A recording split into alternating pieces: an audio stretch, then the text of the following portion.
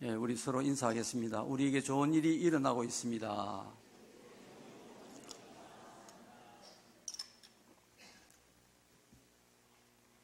날씨가 제법 많이 추워졌는데 오늘 주의를 지키시고 이 예배 자리에 나오신 여러분들을 하나님이 기뻐하실 줄 믿습니다. 오늘 본문을 보면 하나님을 섬기는 나라와 백성은 복이 있다, 그렇게 말씀을 합니다. 지위 고하와 빈부 귀천을 묻지 않습니다. 하나님의 백성이면 복이 있다는 것입니다. 이 말은 거꾸로 하면 하나님의 백성이 아니면 복이 없다, 그런 말이 되겠습니다. 세상 사람들이 들으면 웃을 것입니다. 그러나 이것은 웃을 일이 아니라 정말 통곡을 해야 할 일입니다. 왜 하나님의 백성은 복이 있고 하나님 백성이 아니면 복이 없는지 그 이유를 알려면 인간이 어떤 존재인지 그 근본을 알아야 됩니다. 창세기 3장에 보면 사람은 마귀의 꾀임에 빠져서 하나님을 거역하고 선악과를 먹음으로 하나님 앞에서 죄를 짓고 사망에 빠지게 되었다, 그렇게 말씀을 합니다.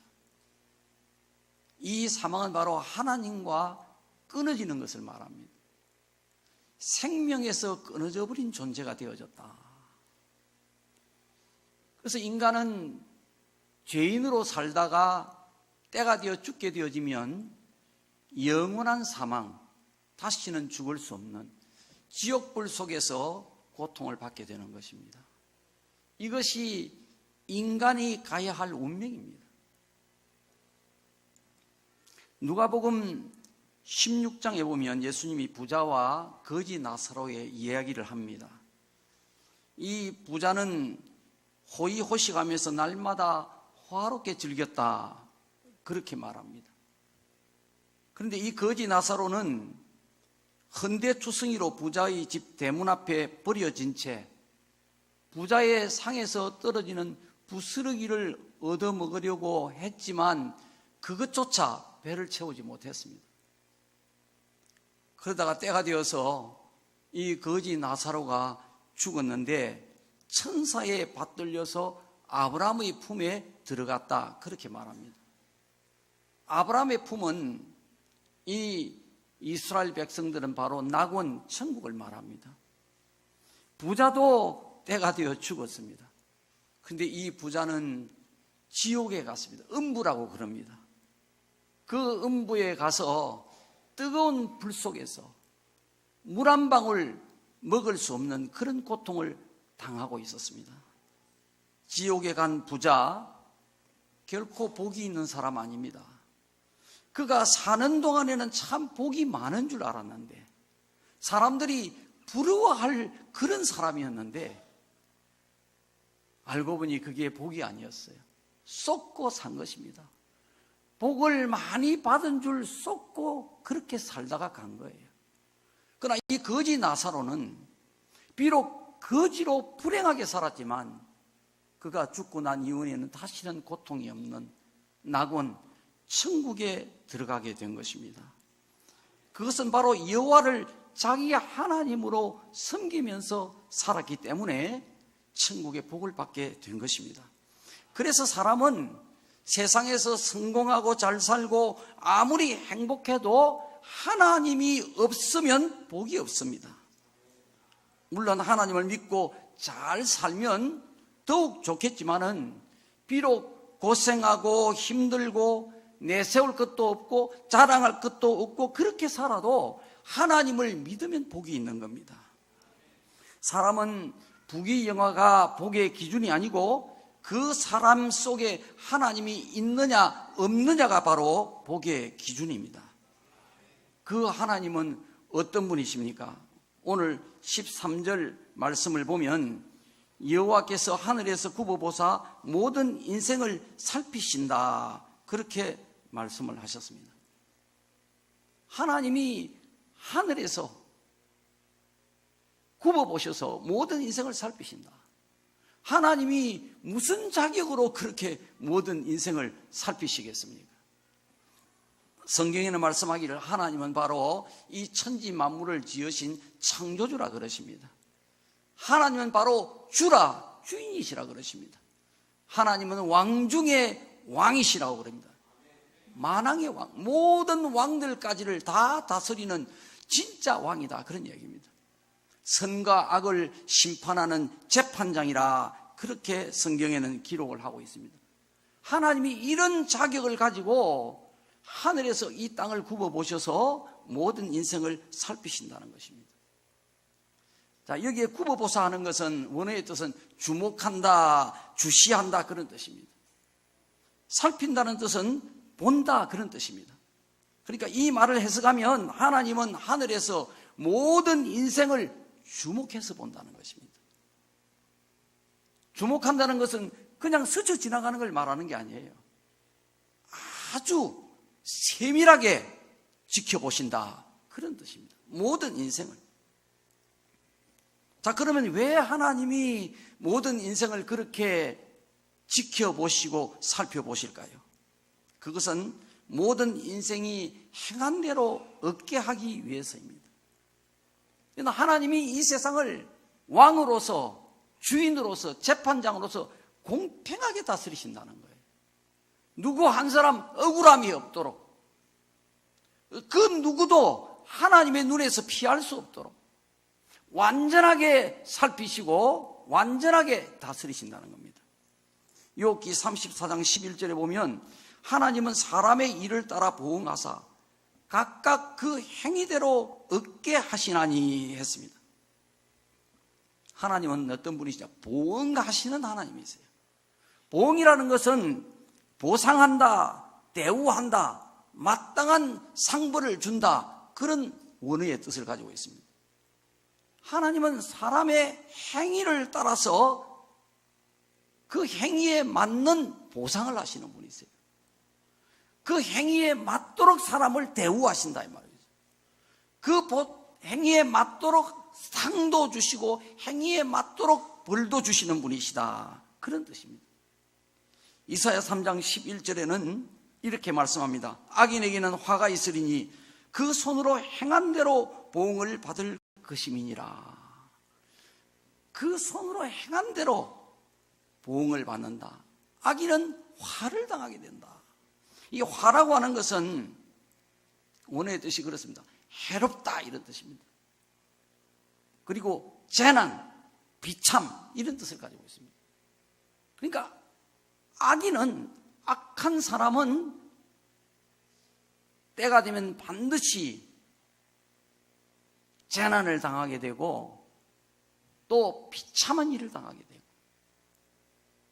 어려운 일을 당하게 되고 또 고난이라 그렇게도 해석을 합니다. 그러니까 이 고난이라는 것은 선한 사람에게도 고난이 오고 악한 사람에게도 고난이 온다는 거예요. 그러나 악인에게 오는 고난과 의인에게 오는 고난은 성격이 다른 것입니다.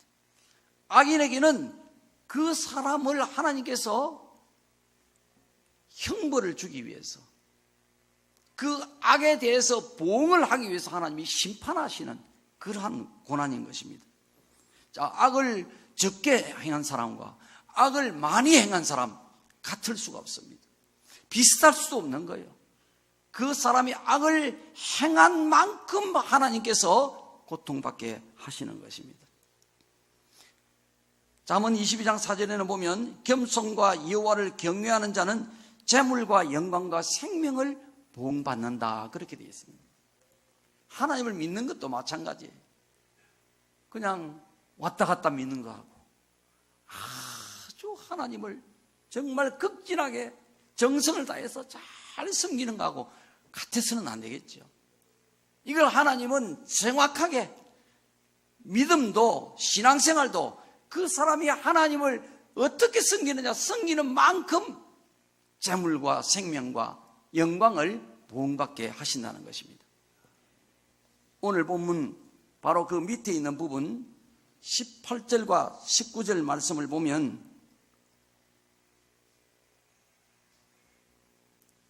여호와는 그를 경외하는 자, 곧 그의 인자하심을 바라는 자를 살피사 그들의 영혼을 사망에서 건지시며 그들이 굶주릴 때에 그들을 살리시는도다.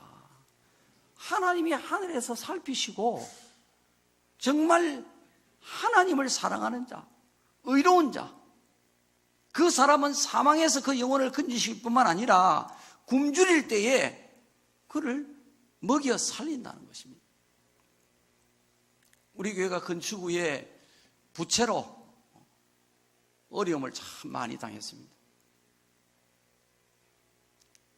그러니까 제대로 사례비도 받을 수가 없었어요. 조금 받는 그 사례비마저도 매월 또 건축원금을 작정해서 하나님 앞에 드리고 이러다 보니까 생활이 참 너무 어려웠어요. 사모가 고생 많이 했죠. 그런데 어느 날 이 바로 밑에 있는 우리 이웃교회입니다. 그 교회에 다닌다는 여자 집사님이 사택을 찾아온 거예요. 이게 목사님 댁 맞습니까? 문을 열어주니까 여자 집사님이 온 거예요. 전혀 모르는 분이세요. 양지중앙교회 목사님이 예배당 건축 후에 너무 어렵다는 얘기를 소문을 들었다는 것입니다. 그래서 얼마 안 되지만 생활비에 보태 쓰십시오 하면서 50만 원짜리 자기 압수표를 탁 내놓는 거예요. 한 20년 전에요. 50만 원이면 제법 큰 돈이었어요. 하나님이 다 살펴보고 계시는 거예요. 굶어 죽지 않도록 하나님께서. 때가 되면 하나님이 어떻게 해서 누구의 손길을 통해서든 먹여 살리더라 이 말이에요. 그 여자 집사님은요 그렇게 여유 있는 분이 아니었어요. 얘기를 듣고 보니까 남편은 외국에 나가서 배 타는 분이었어요. 그리고 자기는 요 배산탕 바로 밑에 있는 어느 사장님 집에서 도우미로 일을 해주고 그렇게 생활을 하는 분이었어요. 그분이 그 뒤에도요 우리 교회가 어려울 때 1,000만 원 또 2,000만 원 두 번을 도와줬습니다. 그냥 무상으로 빌려줬어요. 자기 남편이 그렇게 믿음이 없는 사람이기 때문에 헌금을 하고 싶어도 마음대로 할 수가 없는 거예요. 그러니까 남편 몰래 그냥 빌려준 거예요. 아무 이자 없이. 교회에 큰 도움이 됐습니다. 근데 참 이상한 일이 생긴 거예요. 그 자기가 도우미로 있는 그 사장님 집에서 아이고 아무개 엄마 우리 집 이거 관리하고 그만 이어서 살아라 이래 된 거예요.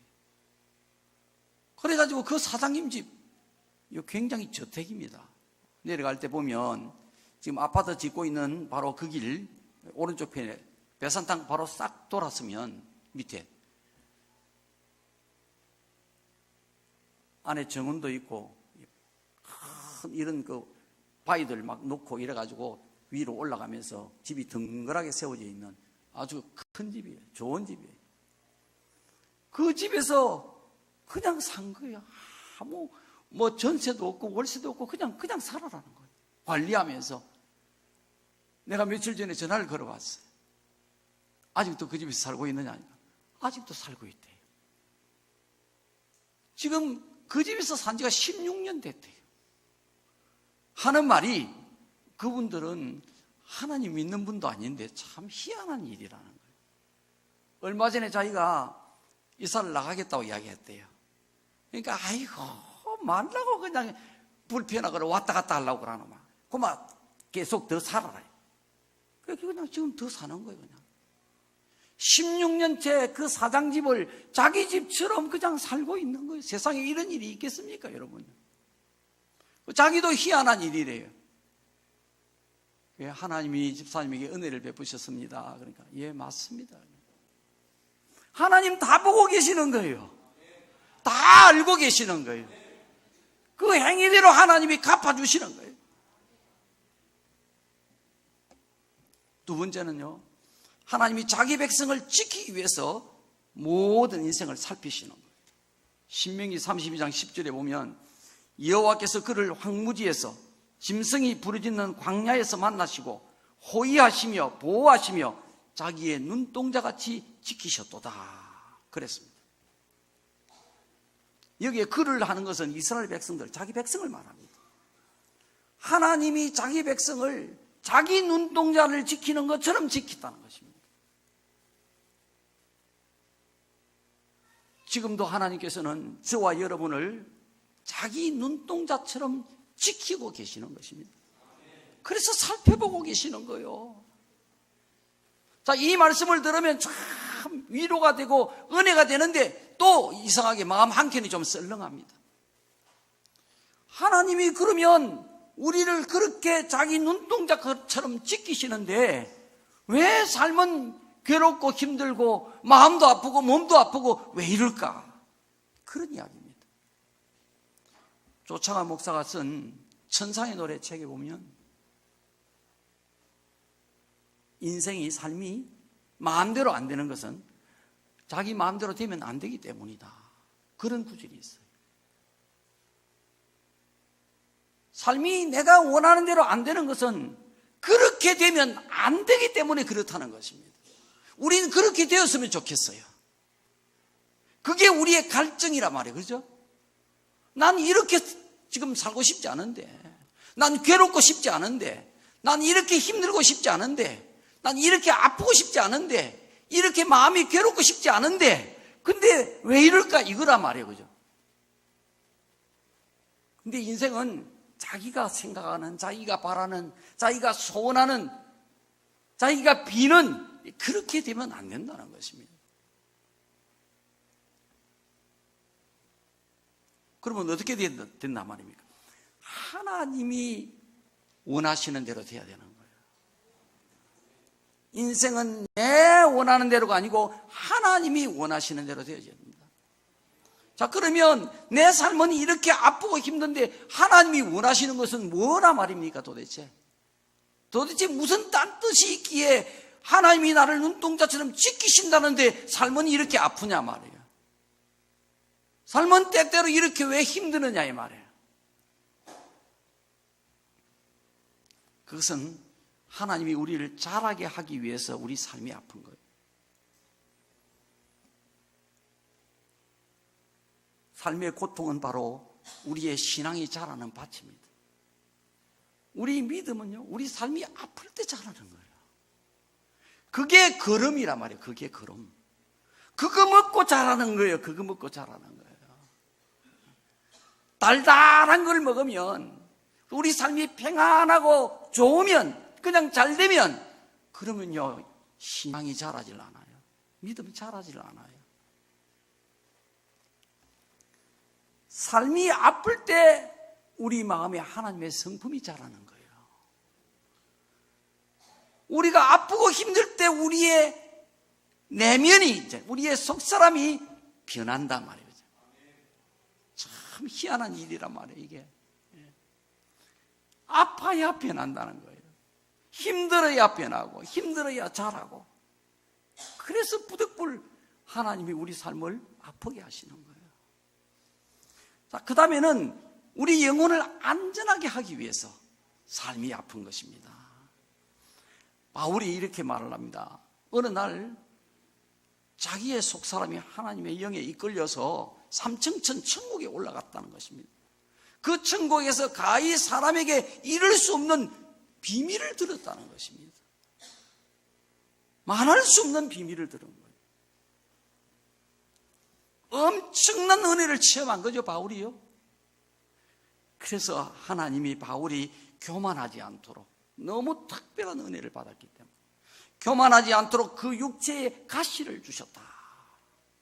그러니까 바울에게 정말 괴로운 질병의 고통을 주신 거예요. 너무 괴로워서 바울이 3번씩이나 하나님 앞에 그 질병을, 그 고통을 고쳐달라고 기도를 했어요. 근데 하나님 말씀하시기를 바울에게 내 은혜가 네게 족하다. 그 아픈 것과 약한 것이 그게 은혜라는 것입니다. 바울이 교만하지 않도록, 넘어지지 않도록, 그래서 하나님이 고통 주셨다는 것입니다. 우리의 고통도 마찬가지예요. 자, 그 다음에는 더 온전하게 하기 위해서 고통이 옵니다. 하나님이 욥을 가리켜서 이렇게 말합니다. 그와 같이 온전하고 정직하여 하나님을 경외하며 악에서 떠난 자는 이 세상에 없느니라 그랬어요. 욥이 그런 사람이었어요. 정말 온전한 사람이었어요. 세상에서 그런 사람이 없을 정도로. 그런데 하나님이 욥에게 모든 재물과 10자식과 건강을 다 잃어버리는 그런 큰 고난을 겪게 했습니다. 욥이 그 고난을 받으면서 이렇게 말합니다. 나의 가는 길을 오직 그가 아시나니 그가 나를 단련하신 후에 내가 정금같이 나오리라. 정금되게 하시려고 하나님께서 그냥 금반지 정도 말고 정말 불순물이 없는 정금, 순금 그거 되게 하시려고 하나님이 욥을 불 속에 집어넣었다는 것입니다. 그렇기 때문에 우리는 가난하든지 부유하든지 불통하든지 형통하든지 건강하든지 병들든지 간에 하나님 사랑 안에 있고 하나님 은혜 안에 있다는 것을 알아야 됩니다. 하나님이 자기의 눈동자같이 그 고통 속에서도 우리를 지키고 계신다는 것을 여러분 믿어야 되는 거예요. 속담에 무식한 사람을 가리켜서 난 놓고 기억자도 모른다 그렇게 말을 합니다. 그건 아주 기초를 모른다는 것입니다. 기억도 모른다는 거예요. 낯을 보고도 모른다는 거예요. 아주 무식한 것을 말합니다. 사람이 제일 무식한 건요 바로 하나님 모르는 거예요. 하나님이 하늘에서 모든 인생을 굽어 살펴보고 계신다는 이 사실을 모르는 거예요. 이게 제일 무식한 거예요. 아무리 지식이 많고 똑똑해도 가장 기초가 되고 가장 중요한 것을 모르기 때문에 가장 무지하고 가장 어리석은 거예요. 그렇게 사는 인생들은 누구나 할 것 없이 결국은 고통과 불행과 저주에 빠져버리고 맙니다. 여러분 다 뉴스를 통해서 아시죠? 얼마 전에 서울의 명문여고에 교무주임 되는 교사가 쌍둥이 두 딸에게 시험 문제 답을 빼내가지고 가르쳐 줘서 기말고사에서 1등을 한 거예요. 이게 발각이 돼가지고 결국 그 아버지는 구속되고 두 딸은 빵점 처리되면서 퇴학당하고, 그 아버지가 못 배워서 그렇습니까? 무식해서 그렇습니까? 그 아버지도 그 딸들도 그 어머니까지도 인생 망쳐버린 거예요. 하나님을 몰랐기 때문에. 하나님이 지켜보고 계신다는 그 사실을 몰랐기 때문에 그 시험 문제의 답을 몰래 살짝 빼냈단 말이에요. 세상의 모든 부정과 부패, 양심을 속이는 거짓, 불법, 모든 죄악들이 난무하는 것은 하나님이 모든 인생을 살펴보고 계신다는 것, 이 사실을 모르기 때문에. 근데 문제는요, 세상 사람들만 모르는 게 아니에요. 세상 사람들만 하나님이 지켜보고 계신다는 걸 모르는 게 아니고 하나님 믿는 사람들도 그렇단 말이에요. 심지어는 하나님을 잘 믿는 사람들까지도 하나님이 나를 지켜보고 계신다는 이 사실을 모를 때가 있단 말이에요. 다윗의 경우가 그렇습니다. 다윗은 정말 믿음의 사람이었어요. 소년 시절에 오직 하나님을 의지하고 믿는 그 믿음 가지고 블레셋의 거인 골리앗 장군, 2위도 50이 넘는다고 그럽니다. 성경에 말하는 수치를 보면요. 어마어마한 거인이요. 그런 거인 앞에 아무 무장도 없이 물맷돌 5개 가지고 나간 거예요. 가서 그 골리앗을 쓰러뜨립니다. 이스라엘을 구해낸단 말이에요.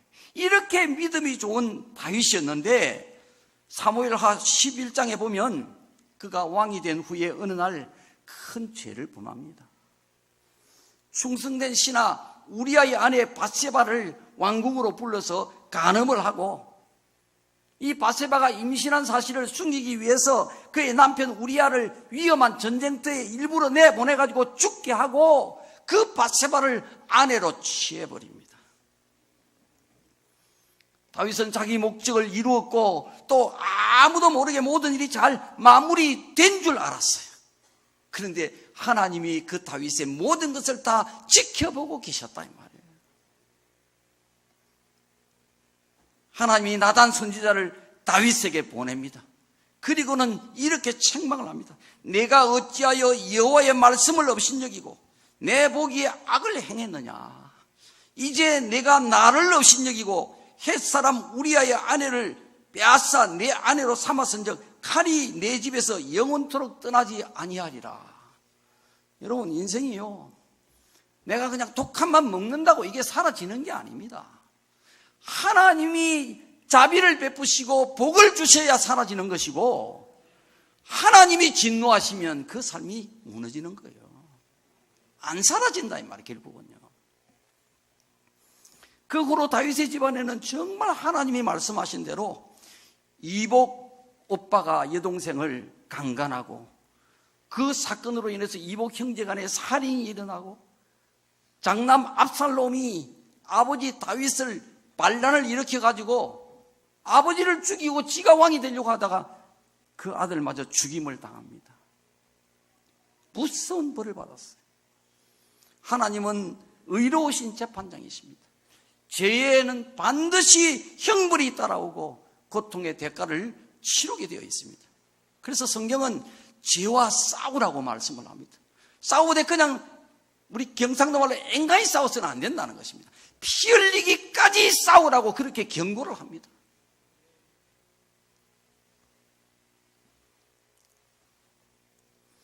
자, 그러면요, 그 믿음이 좋은 다윗이 왜 죄를 범하게 되었을까요? 성경이 말씀을 합니다. 하나님이 다윗에게 말씀하시기를 내가 하나님의 말씀을 업신여겼다는 것입니다. 이게 굉장히 중요한 포인트란 말이에요. 다윗이 하나님의 말씀을 몰라서 죄를 지은 게 아니란 말이에요. 하나님의 말씀을 알았지만은 하나님 말씀을 업신여겨서 죄를 범하게 되었다는 것입니다. 하나님 말씀을 업신여겼다. 이 업신여긴다는 말은 원어의 뜻이 멸시한다 그런 뜻이에요. 모욕한다 그런 뜻입니다.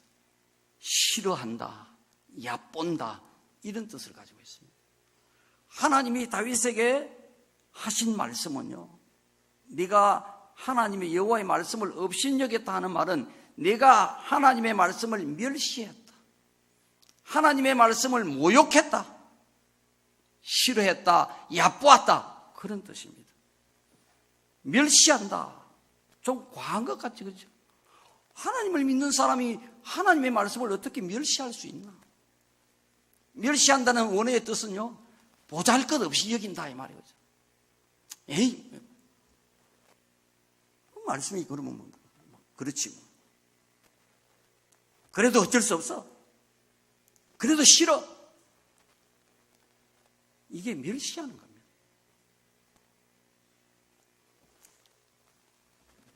사람이 하나님의 말씀을 알면서도 지키지 않고 자기의 길을 갈 때, 그때 사람의 심리 상태는 바로 하나님의 말씀을 묵살해버리는 거예요.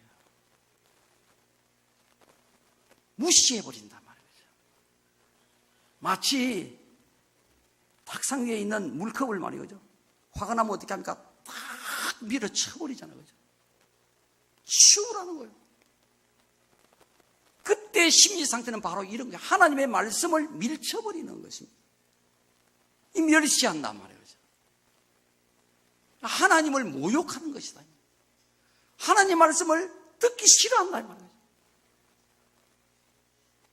하나님 말씀을 얕본다는 것입니다.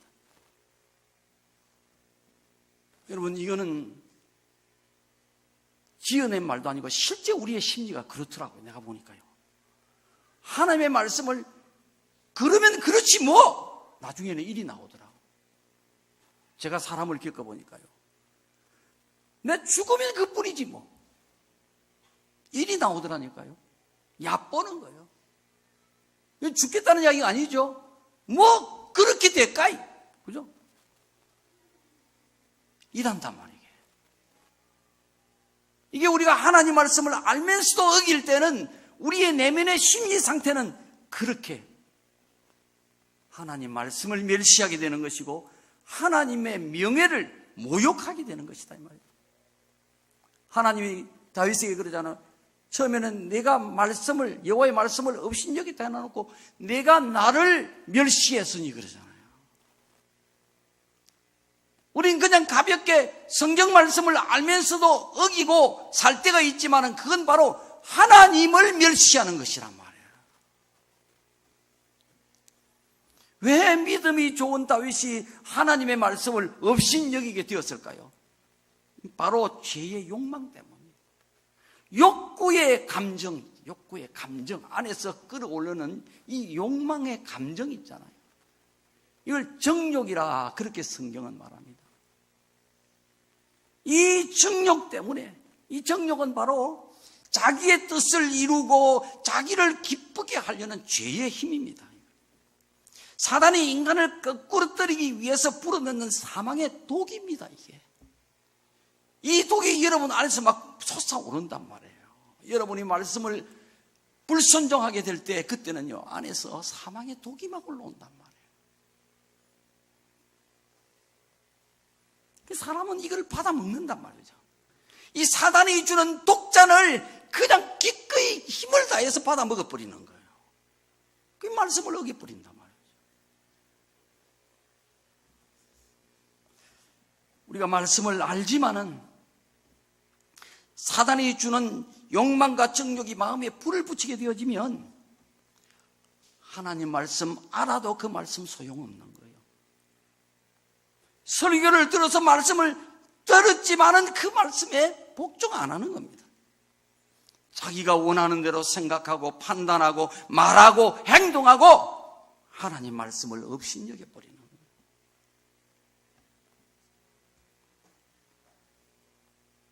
이게 바로 죄의 욕망 때문에, 정욕 때문에. 그래서 바울은요, 그리스도 예수의 사람은 이 정과 욕을 십자가에 못 박았다는 것입니다. 이래야 그리스도 예수의 사람이 된다 이 말이에요. 이 정과 욕을 그냥 놔두고는 그리스도 예수의 사람이 안 되는 거예요. 교인일 뿐이에요.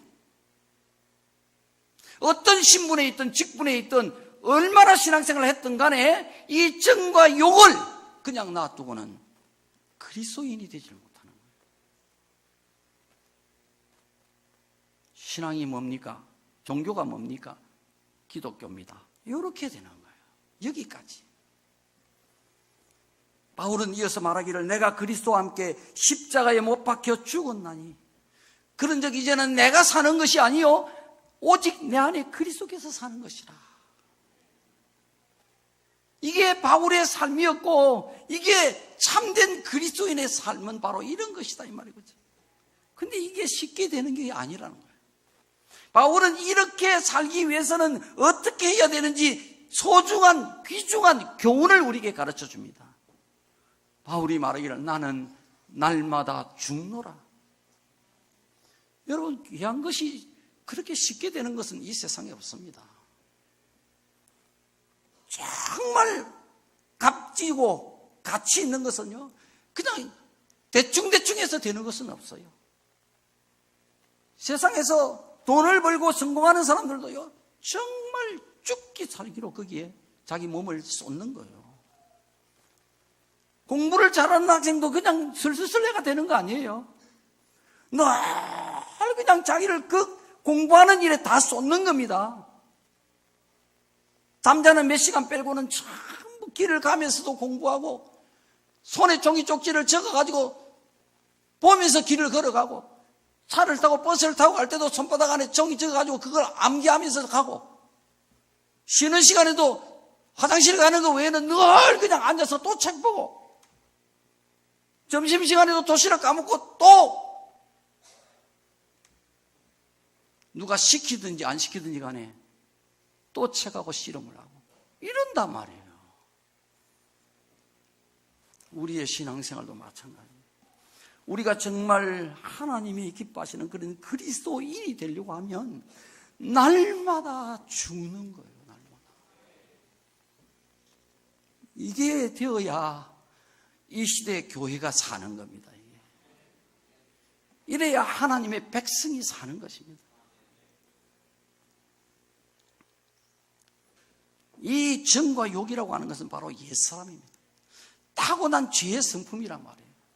이 성품은 십자가에 못 박았다고 해서 아주 죽는 것이 아니고 어제 죽었어도 오늘 살고 오늘 죽어도 내일 또 사는 것입니다.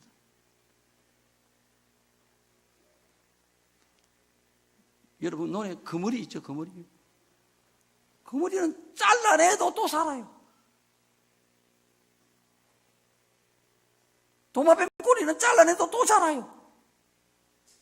이 옛 성품, 옛 사람이 바로 이런 거예요. 잘라내도 또 살아나는 것입니다. 죽여도 또 살아나는 것이에요. 은혜를 받고 훈련을 해서 한참을 많이 변한 것 같아도 어느 날 한순간에 옛 성품이 다시 살아나 버립니다.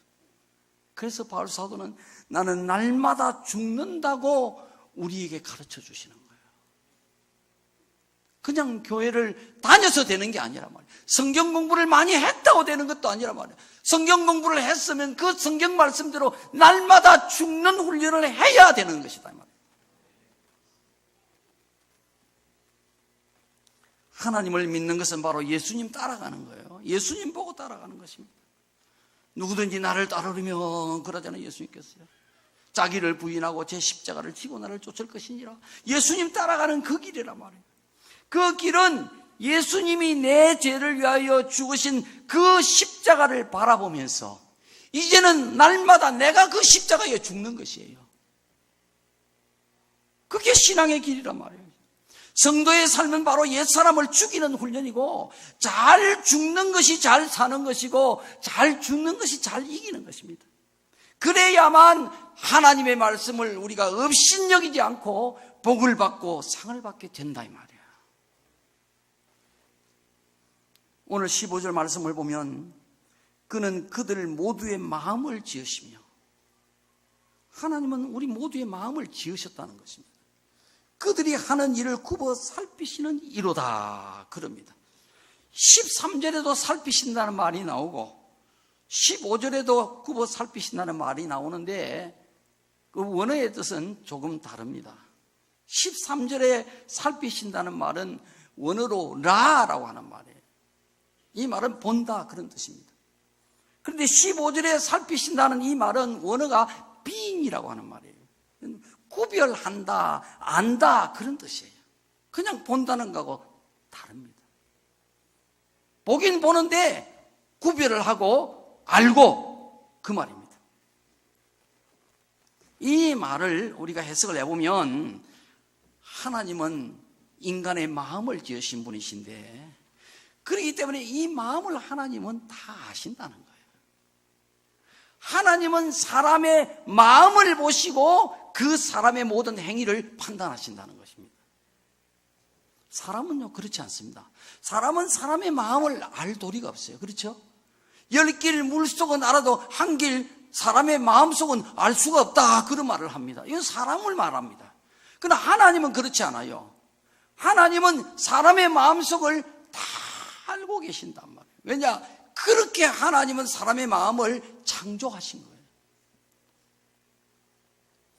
그래서 사람은 눈에 보이는 것을 가지고 판단하고 그 사람이 상대방이 말하고 행동하는 거 그걸 그냥 보고 듣고 판단을 합니다. 또 어떤 사람들은 남의 말을 듣고 판단하고 소문을 듣고 판단하고 이런단 말이에요. 그러나 이것은 진실을 오해할 때가 참 많다 이 말이죠. 내가 판단한 것이 나는 영락없이 옳은 줄 알았는데 나중에 알고 보면 아니었구나 그게 아니었구나 이럴 때가 참 많다 이 말이에요. 그래서 우리가 조심해야 되는 거예요. 판단하지 말라고 성경은 그럽니다.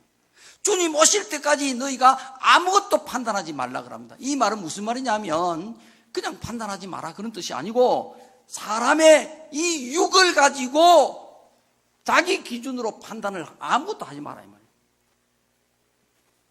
오직 하나님의 말씀으로만 판단하라 이렇게 되어 있습니다. 사람은 그렇게 겉에 보이는 것을 가지고 판단하는데 하나님은 사람의 마음을 보시고 사람이 하는 모든 일을 판단하신다. 그 사람을 안다 이 말이에요. 그죠? 그 사람을 하나님은 구별한다는 거예요. 마음을 가지고 구별하시는 거예요. 마음을 가지고 그 사람의 속내를, 그 사람의 진실을 안다 이 말이에요. 요한계시록 3장 23절에 보면 이렇게 말씀합니다. 예수님이, 하늘에 계신 부활하신 예수님이 하늘에서 말씀을 하신 거예요. 모든 교회가 나는 사람의 뜻과 마음을 살피는 자인 줄 알지라. 내가 각 사람의 행위대로 갚아주리라. 모든 교회에게 주님이 말씀을 하시는 거예요. 너가 그냥 느끼는 대로, 보는 대로, 듣는 대로 그렇게 판단하지 말라는 거예요. 나는 사람의 마음을 살피고 아는 자라는 거예요. 주님만이 아시는 거예요. 보시고 주님께서는 그 마음을 보시고 행위대로 다 하나님께서 갚아주시겠다, 그런 뜻이에요. 자, 오늘 우리가 이렇게 예배를 드립니다. 이 예배를 드리지만 하나님 보고 계시는 거예요. 하나님 뭘 보십니까? 우리가 정말 이 예배를 어떻게 드리는지, 습관적으로 앉아서 드리는지, 또 빨리 안 끝나나 하고 드리고 있는지, 아니면 반대로 하나님 앞에서 거룩한 마음으로, 겸손한 마음으로 정성을 다해서 예배를 드리고 있는지, 우리 마음을 하나님은 다 알고 계시는 거예요. 우리가 봉사를 할 때도 마찬가지입니다. 하나님 보고 계십니다. 뭘 보시느냐 말이에요. 그죠?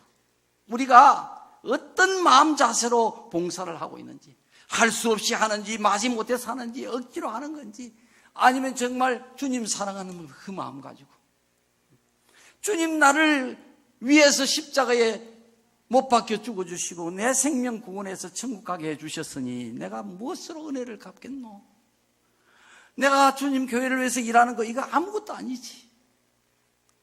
이런 마음을 가지고 진실을 다해서 봉사를 하는지, 힘이 들어도 찬송을 하면서 즐거워하는 마음으로 그렇게 봉사를 하는지, 하나님은 그 마음을 보시고 계신다는 것. 우리가 하나님 앞에 헌금을 드리는 것도 마찬가지. 많은 사람들이 다 이 헌금에서 넘어집니다. 물질에서 넘어지는 거예요. 그러나 하나님 우리에게 돈 받으시려고 그러시는 게 아니에요. 우리의 마음을 받으시려고 하는 거예요. 그런데요, 이 마음이요, 물질에서 정확하게 갈라진다 이 말이에요. 진짜 우리의 진실을 알아보려고 하면 이 물질을 다 갖다 대면 딱 색깔이 드러난단 말이에요. 여러분 뭐 이해하시고 용서하시고 그래 들으세요? 화투를 치보면 사람 마음을 안다 그러지, 그죠? 예. 돈이 왔다 갔다 하면요, 멀쩡한 사람도 막 얼굴을 붉히고 막 야단이 납니다. 그 자기 진실이 이제 그 돈에서 나오는 거예요. 돈이 들어오면 막 하하하하하 굉장히 좋아하는데, 돈이 좀 이게 나가면 막 씩씩거립니다. 예. 그 사람의 속에 있는 질이 그 돈 앞에서 다 색깔이 드러난다. 그 사람이 너 돈 한번 내봐라. 하나님은 직접 돈이 필요 없지만 하나님의 백성들을 전도시키고 양육시키고 그리고 일꾼 만들어서 천국으로 데려가려고 하면 이 땅에 물질이 필요하잖아요. 그러니까 한번 너희들이 내 교회를 위해서, 내 영혼들을 살리기 위해서 돈을 너희들이 한번 내봐라 이라는 거예요. 그래서 돈 필요한 거예요. 하나님은 이 물질을 하나님 앞에 드리는 게 농사와 똑같다는 것입니다. 많이 심는 자는 많이 거두게 되고 적게 심는 자는 적게 거두게 되느니라. 그러니 인색함으로나 억지로 하지 말고 하나님은 즐겨내는 지를 사랑한다는 것입니다. 우리가 똑같은 물질을 드려도요, 인색한 마음으로 억지로 드리는지 즐거운 마음으로 하나님 앞에 감사로 드리는지, 하나님은 우리 마음을 다 보고 계신다는 것이, 그 마음을 보시고 하나님은 우리를 구별한다는 거예요. 우리가 어떤 사람인지를 하나님이 다 안다는 겁니다. 하나님을 진실로 사랑하는지 아닌지. 우리가 교회 건축할 때 또 건축한 이후 교회가 어려울 때, 그때에도 정말 우리 교회 여러분 들으면 깜짝 놀랄 정도로 큰 거액의 헌금을 하신 분들이 한 몇 분 있었어요. 그 당시에 그런 헌금을 한다는 건 요즘도 그렇게 하기가 어려워요. 그런 분이 몇 분이 있었거든요. 근데 참 안타깝게도요, 이 거액의 헌금을 드린 몇 분들이요, 다 복을 받아야 되는데 복을 못 받은 거예요. 오히려 하나님 앞에 큰 징계를 받았어요. 너무 마음 아픈 일이에요. 이 물질을 크게 드렸다면 정말 큰 손이에요, 큰 손.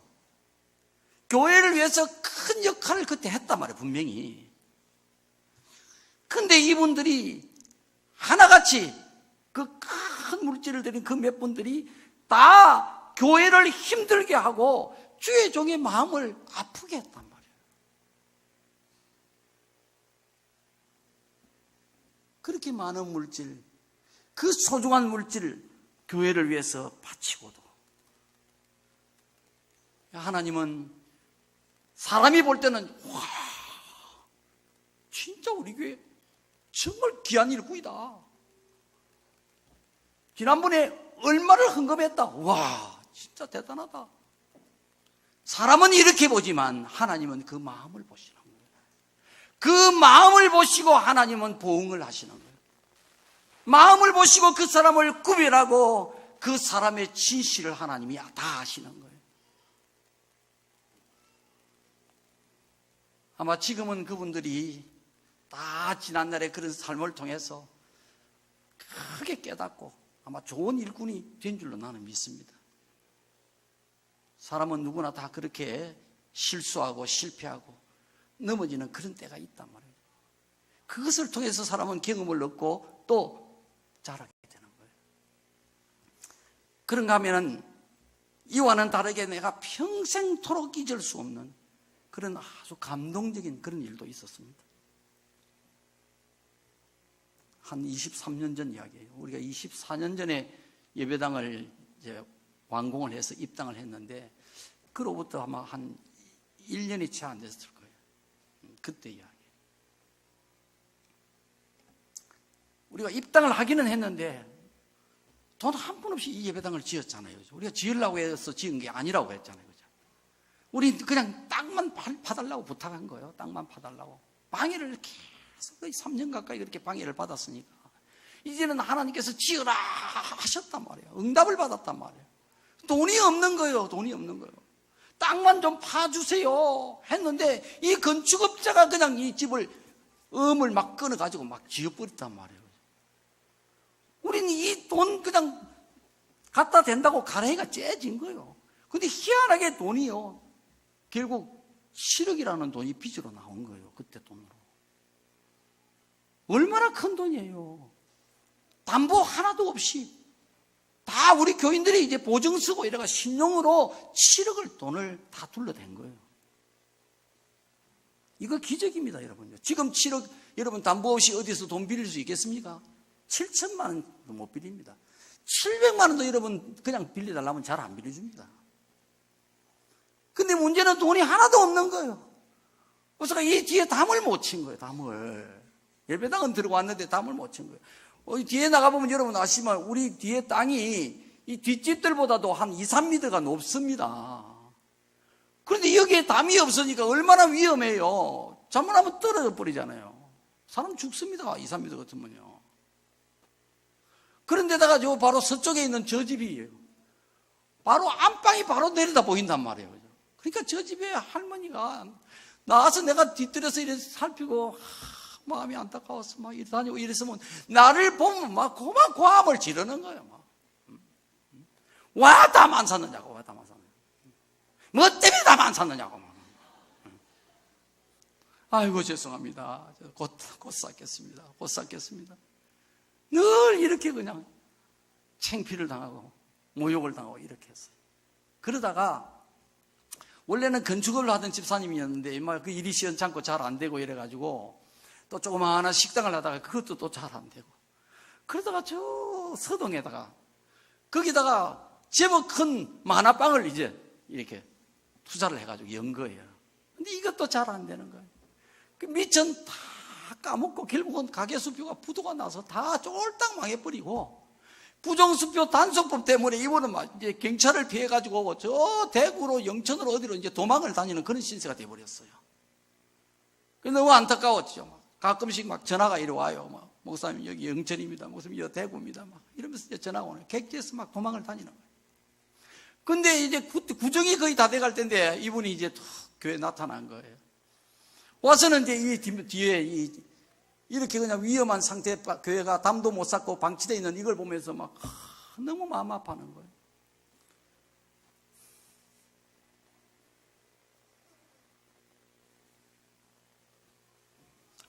그러더니 그분이요, 며칠 뒤에 자기가 이 담을 쌓겠대.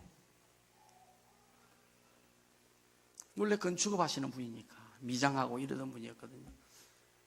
그때가 아들 둘이가 있었는데 다 방학 때란 말이에요. 중학교, 고등학교 아마 이런 때지 싶은데, 방학 때 되니까 그 두 아들을 데리고 자기가 재료를 사가지고 이 담을 자기가 쌓겠다는 것입니다. 재료비가 그때 100만 원 들어갔다 하더라고.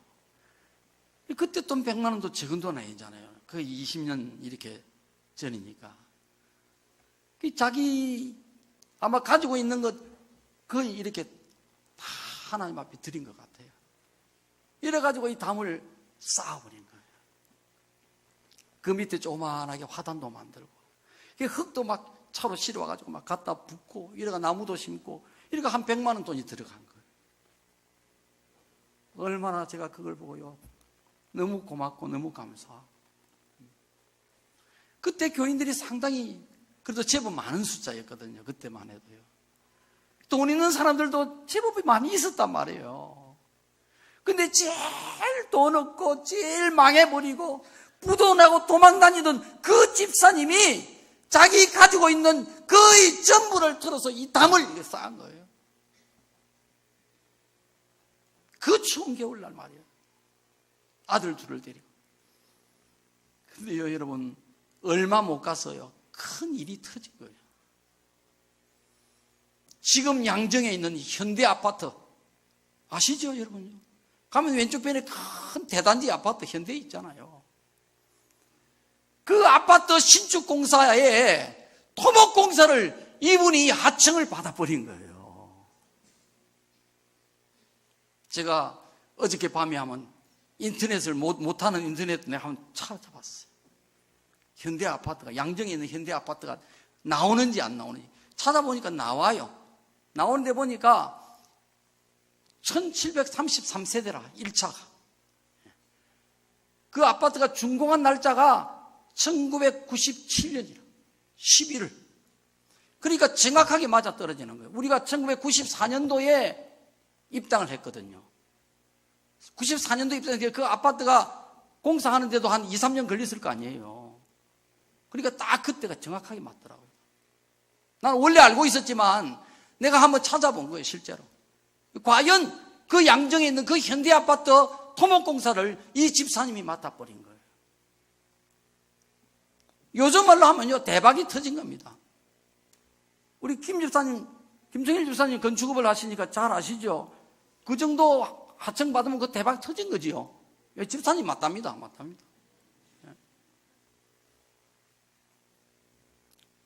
하나님께서 하늘에서 다 보고 계십니다. 그 아무것도 없는 분이 그죠? 다 망해버렸는데, 그죠? 도망다니고 있는데, 그런데 자기 있는 돈 그거 100만 원 털어서. 왜 그렇습니까? 하나님을 사랑하기 때문에, 하나님의 교회를 사랑하기 때문에, 너무 안타까워서 방치되어 있는 그 모습을 보고 너무 안타까워서 그냥 자기가 털은 거예요. 그게 하나님이 축복해 주신 거예요. 이 뒤에 몇 년 전에 우리가 주차장을 사면서 담 일부를 헐었습니다. 그리고 지금 요 짝편에 남아있는 이 담들은 바로 그 집사님이 쌓은 그때 그 담이에요. 나는 이 집들에 나가면 눈물이 픽 돕니다. 그 집사님 생각이 나요.